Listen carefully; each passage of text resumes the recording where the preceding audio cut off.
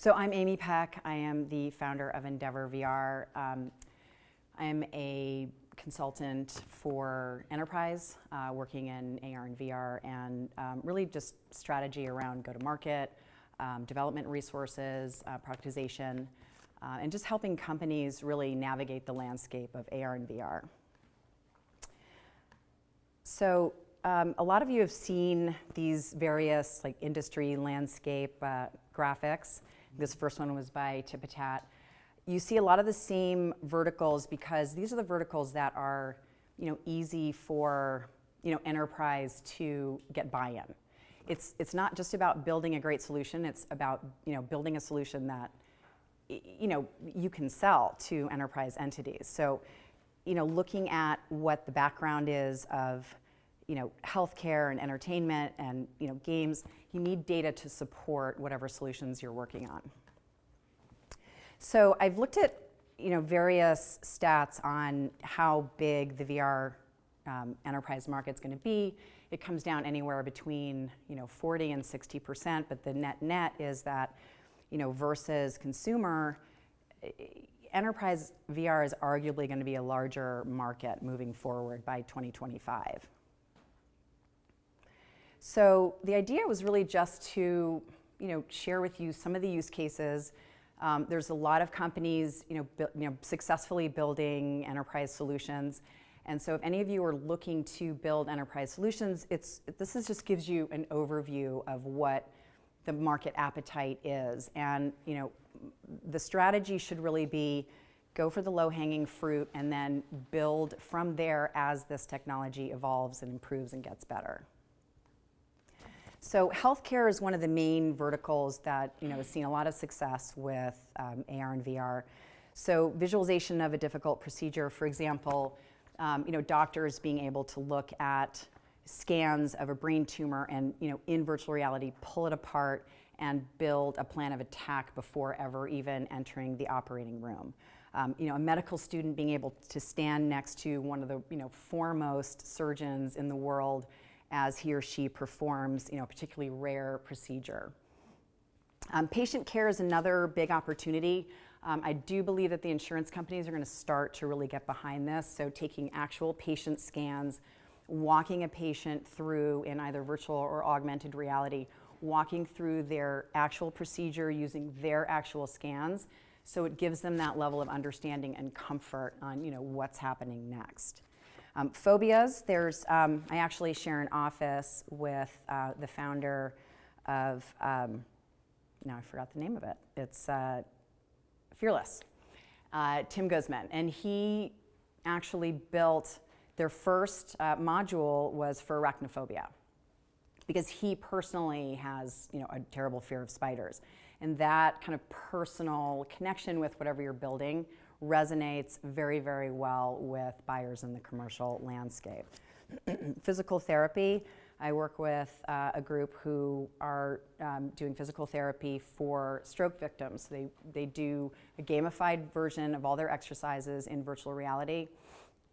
That data is then remotely sent to their physical therapist, and their physical therapist can actually monitor them in between appointments. Pain management, again, great success with gamification and pain management for burn victims or people suffering from any kind of chronic pain disorders. Social disorders is another great area.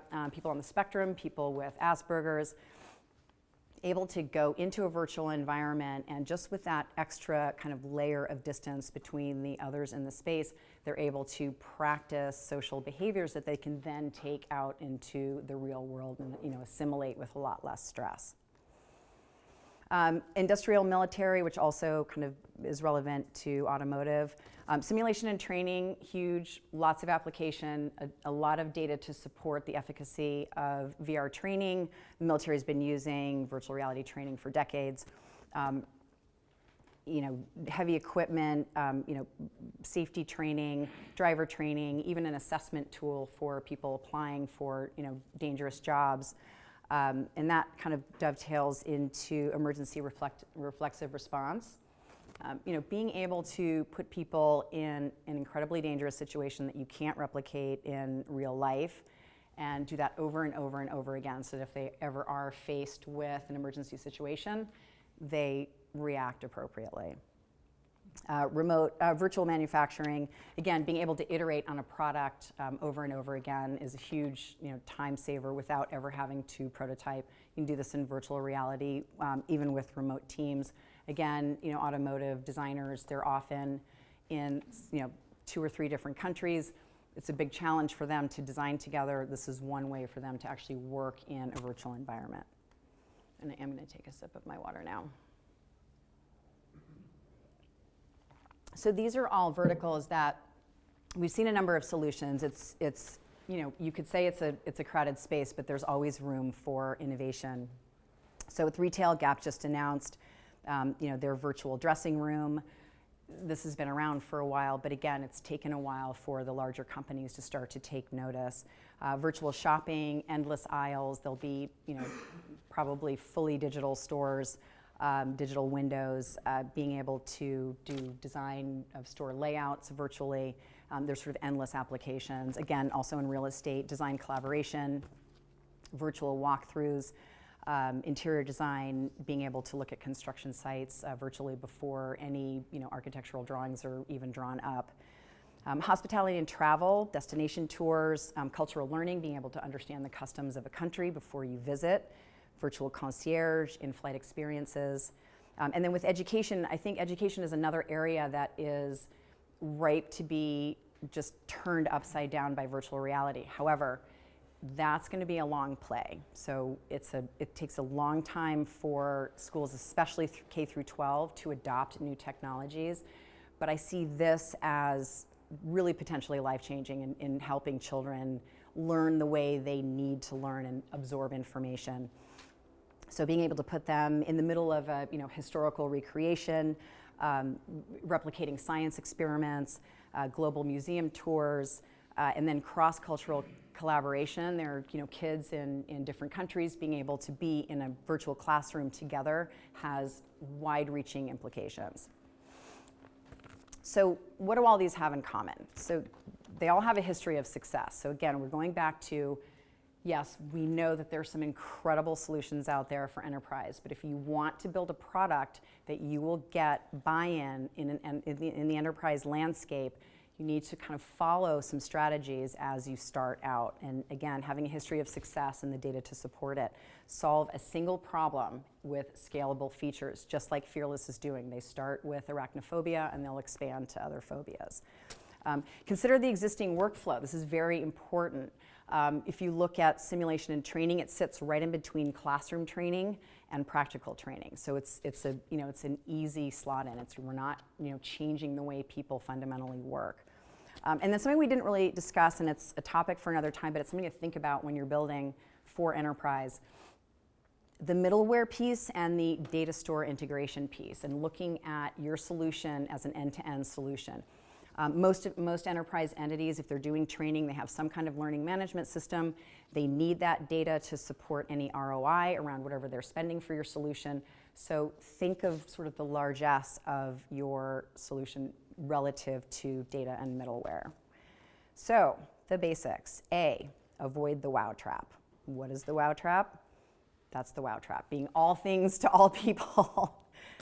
Build something with passion. Again, it really resonates with buyers if there's some sort of personal connection. If you're a doctor who learned Unity to solve a particular problem, that resonates. C, create a scalable solution backed by D, data. Again, that speaks for itself. And thank you so much. Awesome. I didn't cough once, I don't think. All right. I need some more water. Does anyone have any questions? So what would be an example of like a perfect client that you like to work with? Someone with money. No, that's not true. I'd like to work with companies that at least have some kind of idea of what problem they're trying to solve. One of the challenges I've found is going into a company and they might have 8 factions of people kind of ferreting away in their little silos.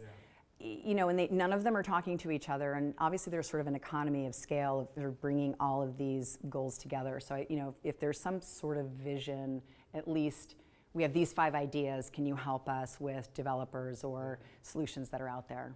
That's the ideal client, I think. That's great. Is there a specific industry that you found experience with so far? I am particularly passionate about education and healthcare, and I do work with a lot of clients working on sim and training because that has the most data to really support, the efficacy. And there's existing budget. Yeah, exactly. And it's so much less expensive now because you typically don't have to build this giant buck. Right. Yeah. Awesome. So you said that education was going to take a little bit longer. So what advice do you give your clients that are looking to go in that area? It's a long play.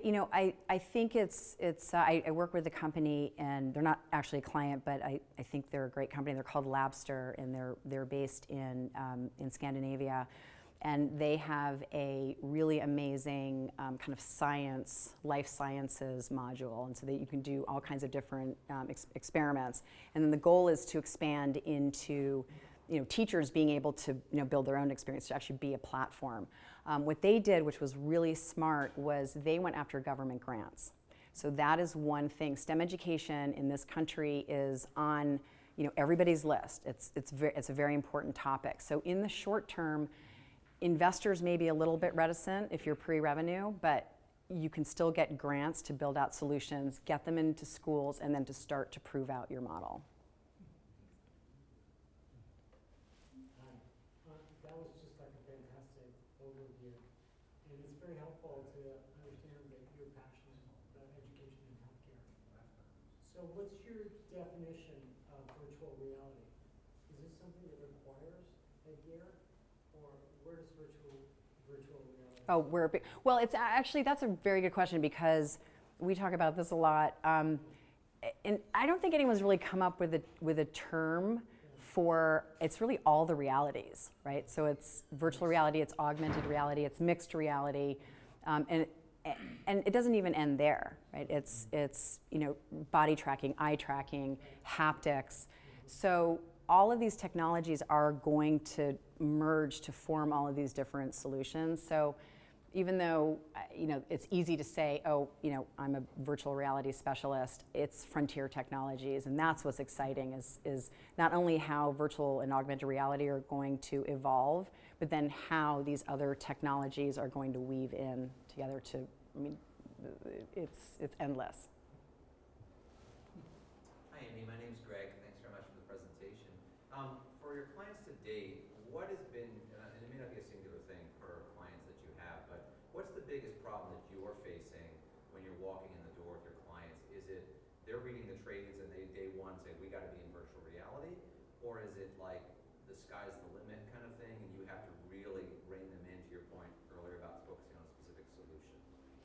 That is one of the big problems. One of the other big challenges is getting buy-in from sort of the hierarchical structure of corporate culture. That's something that we battle a lot. I typically work with R&D groups, innovation groups, and they have a certain amount of budget to bubble up different solutions to the proof of concept stage, but then really being able to build out a solution that a company is going to adopt.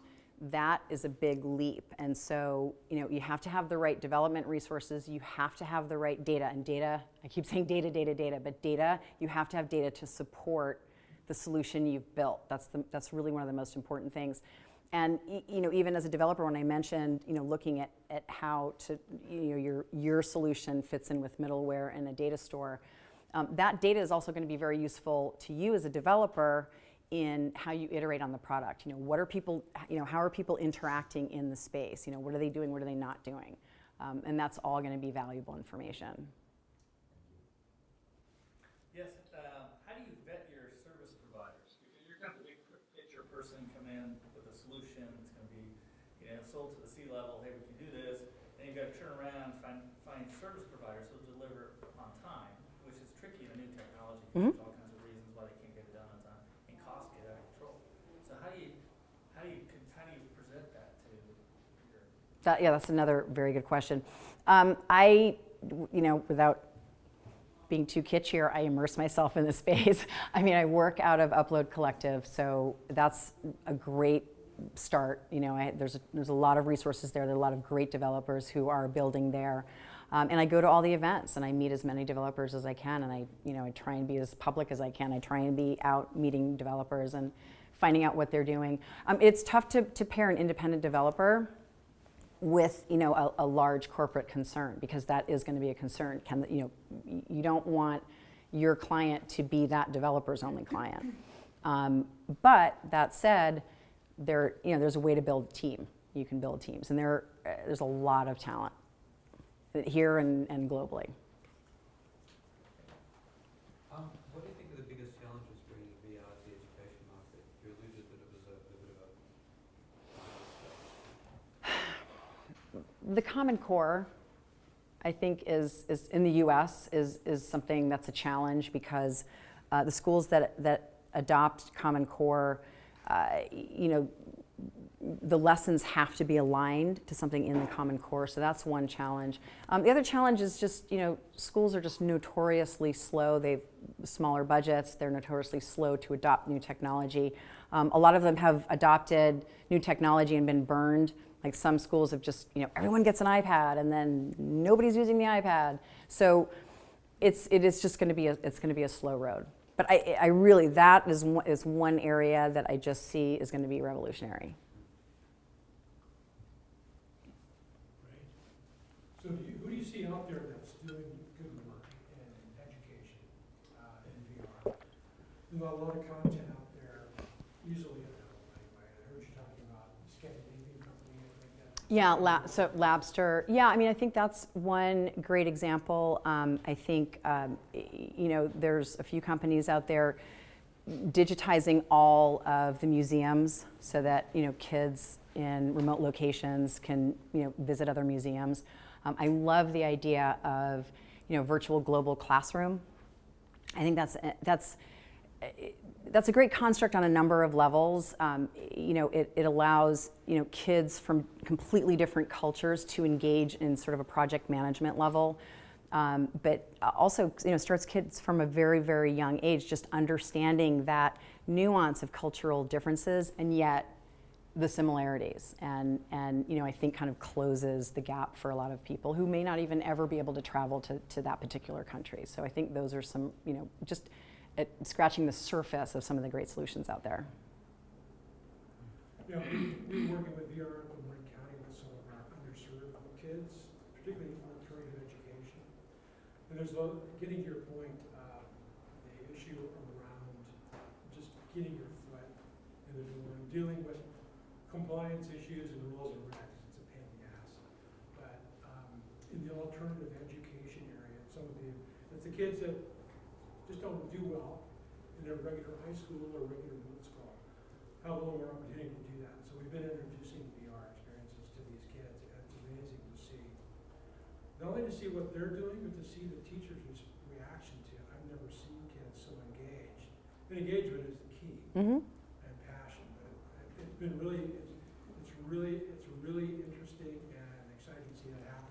But that's sort of a side door into K-12. That's exactly right. Special education is one, yep. And not strictly, traditional K-12. But however we can get the data to support how well, children learn in VR and how engaging it is, let's do it. And let's talk offline. And I live in Marin. I'm happy to do whatever I can to help. Last question? Is he allowed to? No, I'm kidding. I guess a primary concern, or a contextual concern around the adoption of VR is utility beyond novelty. And we're seeing a lot of questions pop up, obviously, post-Christmas, and everyone's looking at how HTC went and how Sony's going on the consumer end.